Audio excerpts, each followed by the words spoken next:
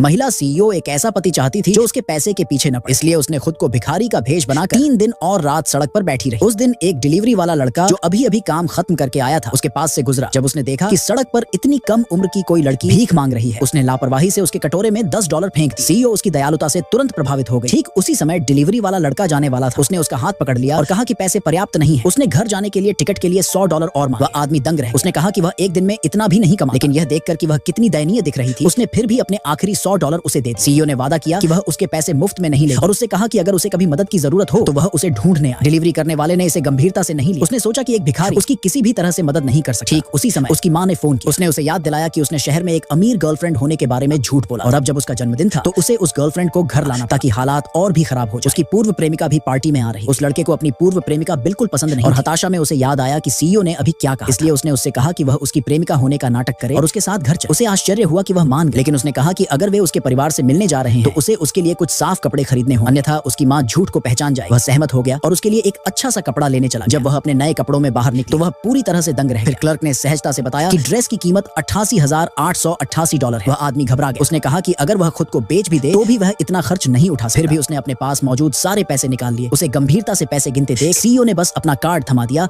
और भुगतान कर दिया। वह आदमी शर्मिंदा और उसने पूछा कि क्या उसे लोन लेना पड़ा। सीईओ ने उसे एक ठंडी मुस्कान और कहा कि वह वास्तव में एक मल्टी-बिलियन डॉलर कंपनी की चेयरवुमन है, लेकिन उस आदमी ने उसकी बात पर विश्वास नहीं किया। पैसे बचाने की कोशिश में वह उसे ट्रैक्टर पर अपने गांव वापस ले आया। रास्ते में उसने उससे कहा कि वह अपनी असली पहचान उजागर न करे। अगर उसकी मां पूछे तो उसे बता देना चाहिए कि वह एक छोटा व्यवसायी है जो सालाना $2 लाख कमाता है। उसने उसे एक नकली विवाह प्रमाण पत्र भी दिया ताकि वे जब वे पहुंचे तो उसे संभाल कर रख सके। उसकी मां इतनी सुंदर बहू को देखकर बहुत खुश और उसने कहा कि वह निश्चित रूप से उन्हें 8 पोते दे सके। लेकिन तभी उसकी एक्स गर्लफ्रेंड उसने तुरंत उसकी मां को $1,50,000 का लाल लिफाफा और उसे एक लग्जरी कार भी उपहार में, यह कहते हुए कि अब वह उसे चलाकर मार्केट जा सकती। फिर उसने पूरे आत्मविश्वास से सभी को बताया कि वे जल्द ही एक बड़ा परिवार बन जाए। लेकिन जब उसने घर में एक और महिला को देखा तो उसने पूछा कि वह कौन है। उस आदमी ने साफ कहा, यह मेरी नई गर्लफ्रेंड और हम पहले से ही कानूनी रूप से विवाहित हैं। एक्स गर्लफ्रेंड गुस्से में उसने उसे छोड़ने के लिए उस पर चिल्लाया। हालांकि वह एक कंपनी की कार्यकारी थी, लेकिन उसकी मां ने तुरंत बीच में आकर कहा कि नई प्रेमिका भी शहर की एक बड़ी बॉस है। लेकिन पूर्व प्रेमिका ने उपहास। उसने दावा किया कि उसने उसे कभी किसी बिजनेस इवेंट्स में नहीं देखा। पूछा कि वह किस कंपनी के लिए काम करती है। सीईओ ने शांति से कहा कि वह अक्सर कॉन्फ्रेंस में भाग नहीं लेती। पूर्व प्रेमिका ने मुस्कुराते हुए कहा कि वह कोई नामी व्यवसायी हो। फिर उसने सीईओ का मजाक उड़ाया और डिलीवरी करने वाले को उसे तलाक देने और अपने जैसी सफल महिला को चुनने के लिए मनाने की कोशिश की। उसने दावा किया कि वह सालाना $10 लाख से ज्यादा कमाती है और पूरे परिवार को खुशियां दे सकती है। तभी घर पर लोगों की भीड़ आ गई।